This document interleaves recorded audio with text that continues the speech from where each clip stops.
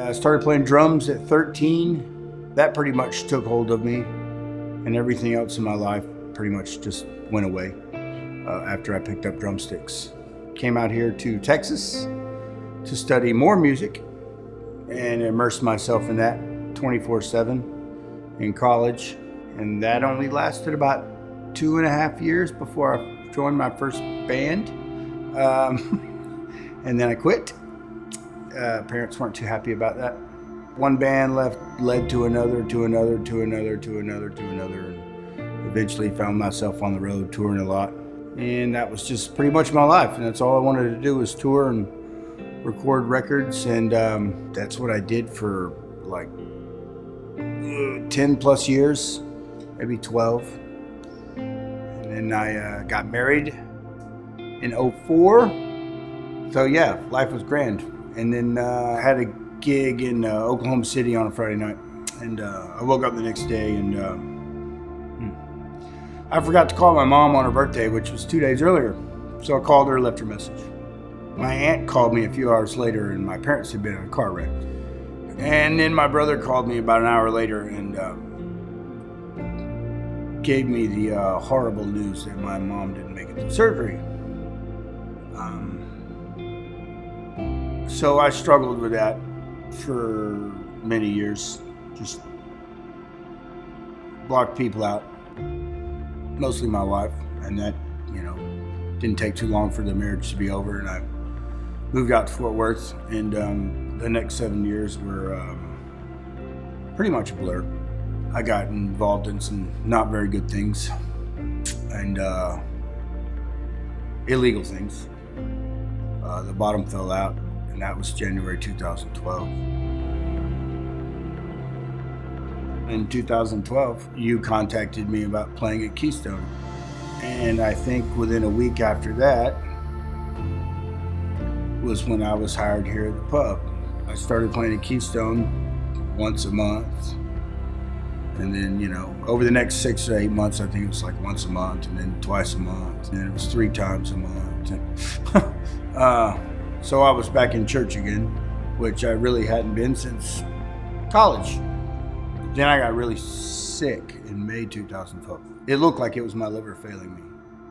And I lost about 25 pounds in about 2 weeks. I was backstage, and I think it was in between services, and Susan walked by. I remember her going, "How are you doing today?" And I was like, I literally looked at her and I was like, man, I can't lie to Susan. I just kind of let it out. And Brandon walked by shortly after that, and she stopped him. So they prayed for me, and then a friend of mine helped me get on some a natural liver cleanser and some vitamins and minerals, and just I had an appointment with a specialist. I wasn't drinking, I wasn't smoking. My body was basically flushing itself of everything toxic.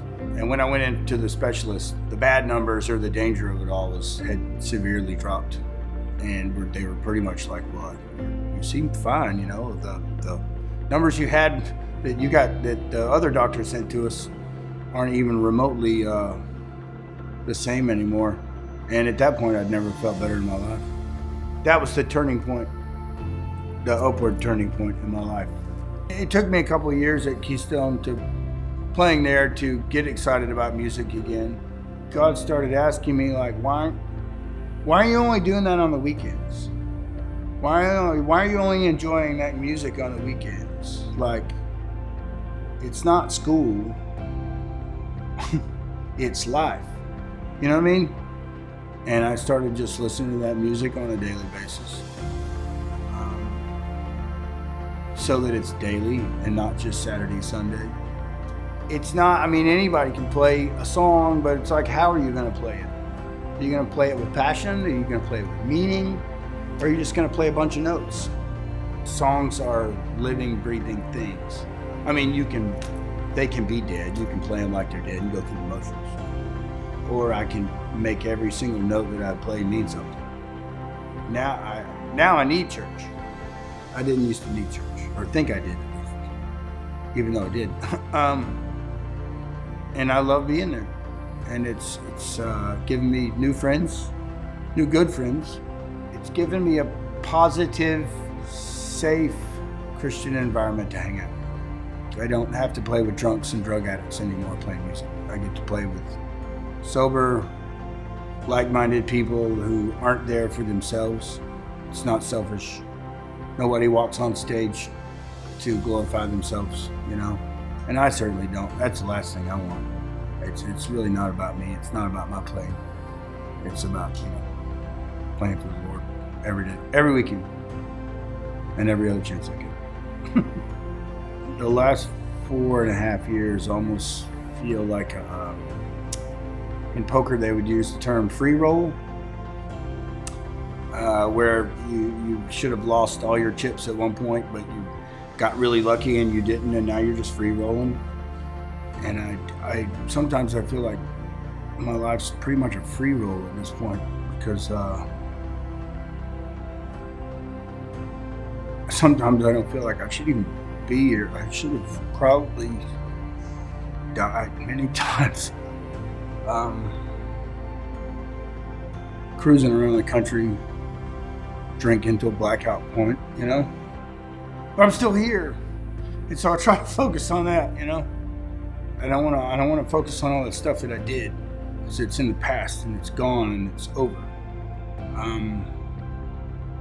So I feel like, for whatever reason, God gave me a second chance. I don't know why, but He did.